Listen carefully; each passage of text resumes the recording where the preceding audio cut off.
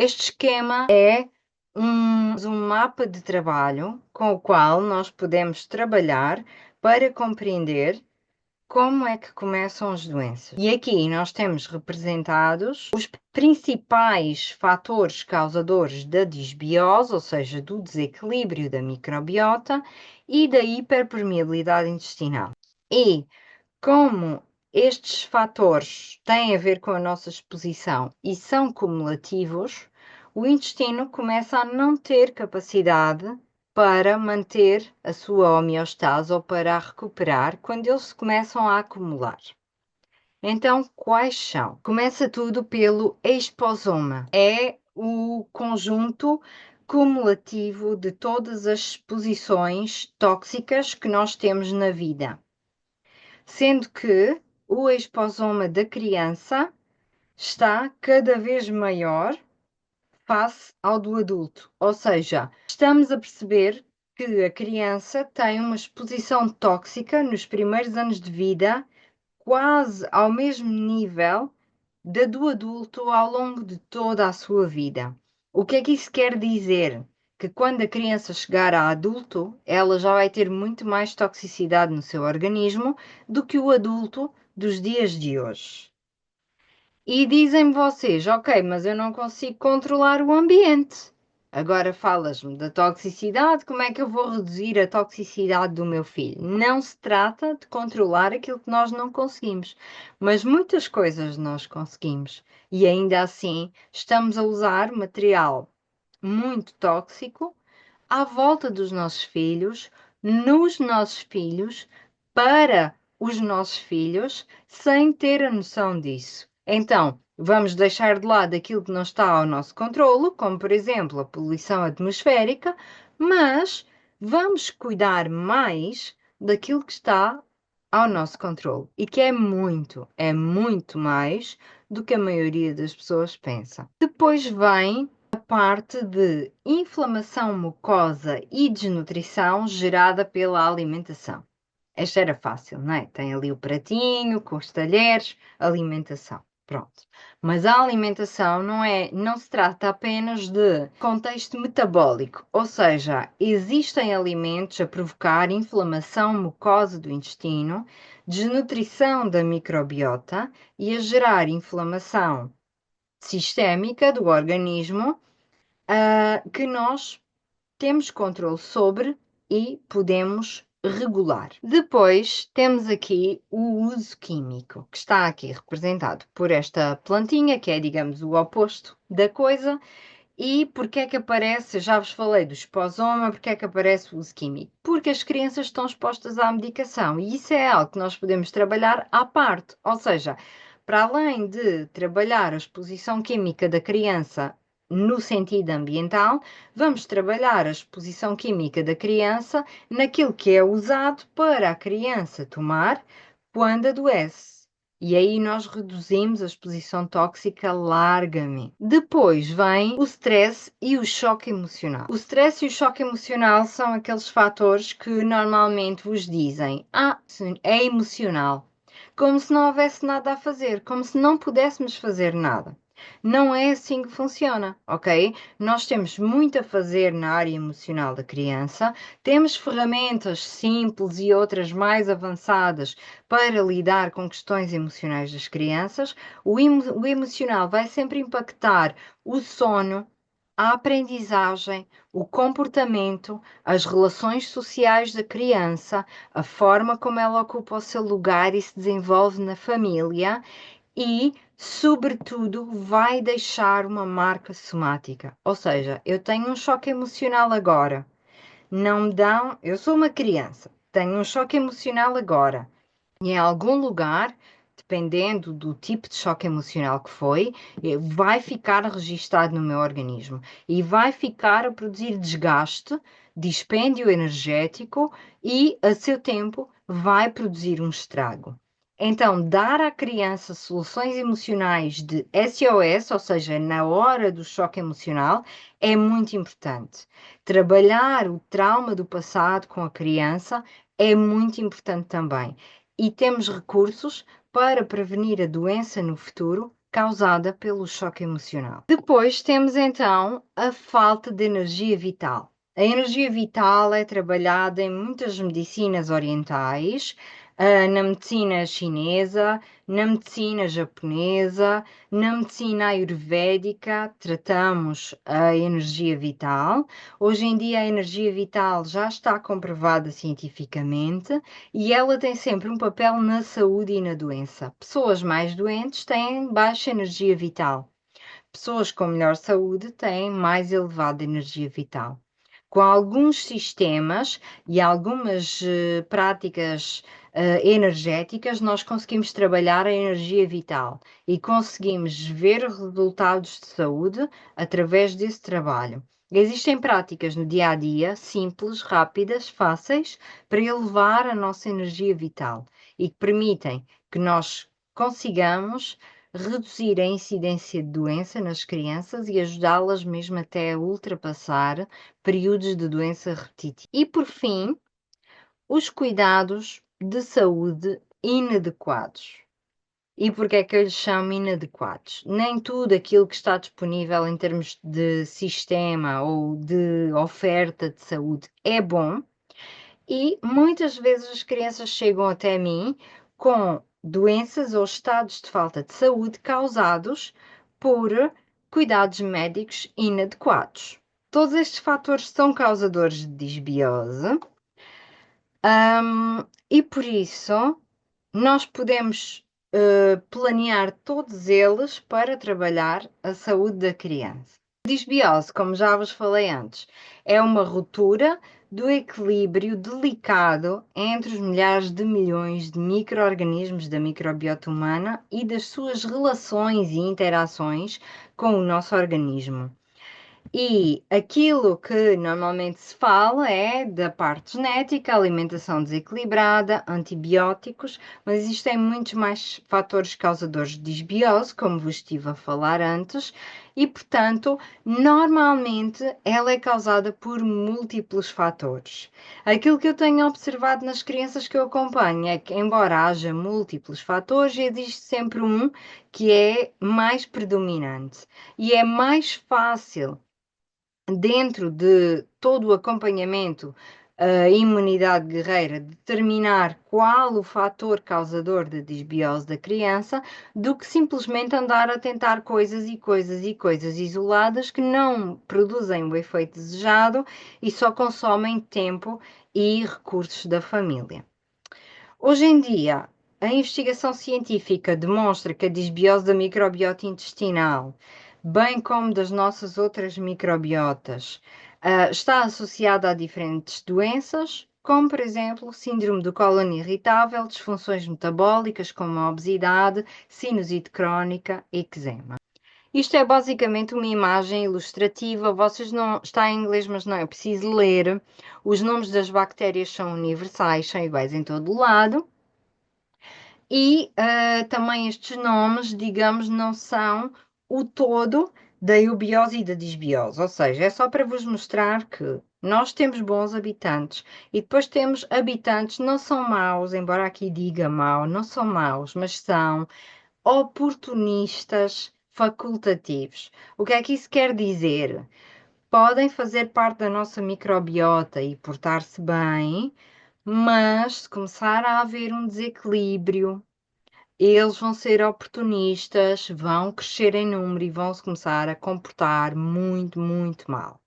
Então, o que é que nós queremos? Queremos levar o nosso organismo à eubiose no seu máximo esplendor, para que não haja nenhum tipo de desequilíbrio, e se estes patógenos facultativos estiverem lá, e podem estar, ok? Não é a sua presença que vai ser causadora de doença, podem lá estar, mas vão estar sob controle. E é isso que nós vamos querer produzir na microbiota para tornar uma criança mais saudável.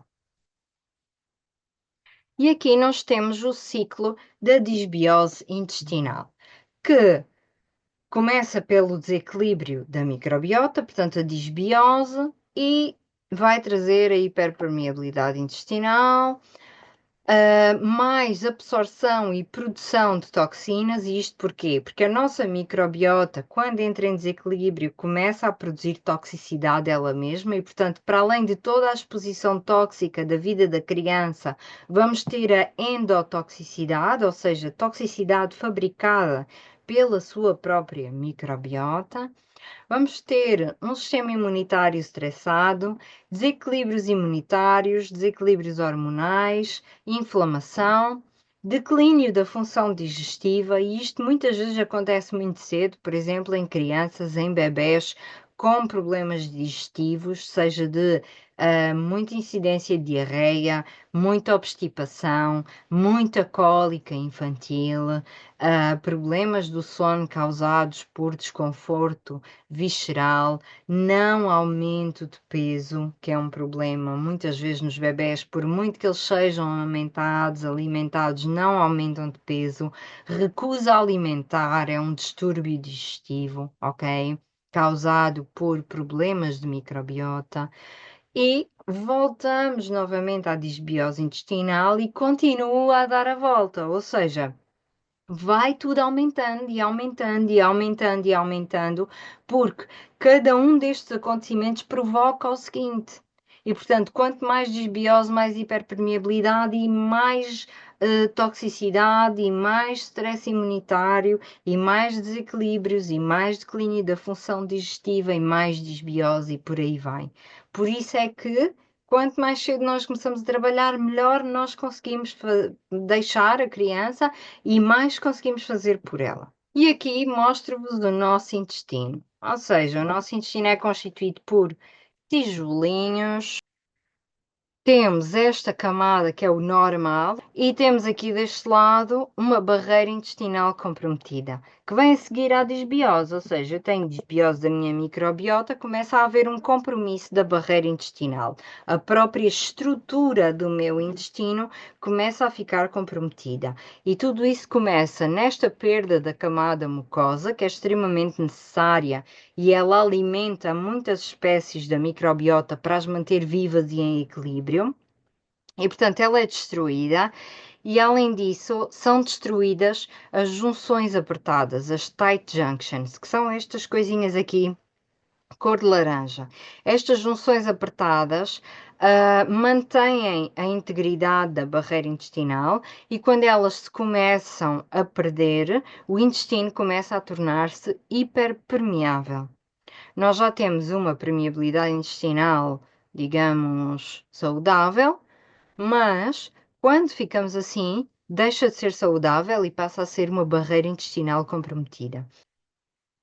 Além disso, existem vários metabolitos e vários tóxicos que podem ser produzidos aqui, que vão atravessar essa barreira intestinal e vão entrar na corrente sanguínea. E aqui nós temos uma fotografia um pouco mais avançada das coisas. Então, o que é que acontece? Este conteúdo intestinal vai entrar na corrente sanguínea e dentro da corrente sanguínea o sistema imunitário vai reconhecer estes alimentos como invasores, vírus, bactérias, patógenos de algum género e vai começar a atacá-los como se fossem atacantes. Ou seja, o nosso sistema imunitário vai localizar esses pedaços de alimentos, pequeninos pedaços, e vai começar a atacá-los. Mas como a constituição biológica desses alimentos é muito próxima da nossa, é apenas um pequeno passinho até o nosso sistema imunitário se baralhar e começar a atacar o self, ou seja, começar a haver resposta autoimune. E esta é a cadeia da disbiose, em que há uma má absorção de nutrientes, começa a autoimunidade, alergia e intolerância alimentar, quebra da barreira hematoencefálica, ou seja, todo este caos que está a acontecer aqui na corrente sanguínea eventualmente vai chegar até o cérebro e inflamação sistémica. Temos aqui um outro exemplo, em que aqui já há muitas funções representadas e a maioria delas não são muito intuitivas do sistema imunitário e a causar então a tal inflamação crónica que depois vai aumentar toda a disfuncionalidade do próprio intestino. Portanto, este é um problema que depois se causa a si próprio, ok? E por isso é que ele deve ser adressado logo assim que possível para resolver a disbiose. E aqui nós temos um esquema muito mais avançado que fala dos vários eixos e das funções que são comprometidas através do compromisso da microbiota, ou digamos, as funções que a microbiota faz acontecer em cada área do nosso organismo. E temos aqui em relação ao eixo intestino-fígado, quais as funções imunitárias afetadas, eixo intestino-cérebro e como afeta a imunidade, e eixo intestino-pulmão, como afeta a imunidade. E, mais uma vez, toda essa cascata de acontecimentos que vai acontecer por causa da perda da barreira intestinal e da disbiose. E em que nós temos a comparação, o que é que está a acontecer na eubiose, num organismo saudável, e o que é que está a acontecer na disbiose. Por que é que eu vos trago aqui este estudo? Porque este estudo está preciosíssimo. Porque, vou-vos explicar, o que é que diz aqui neste estudo? Relação entre microbiota intestinal em vários distúrbios da infância, a implicação e indicações. E o que é que efetivamente se fala aqui?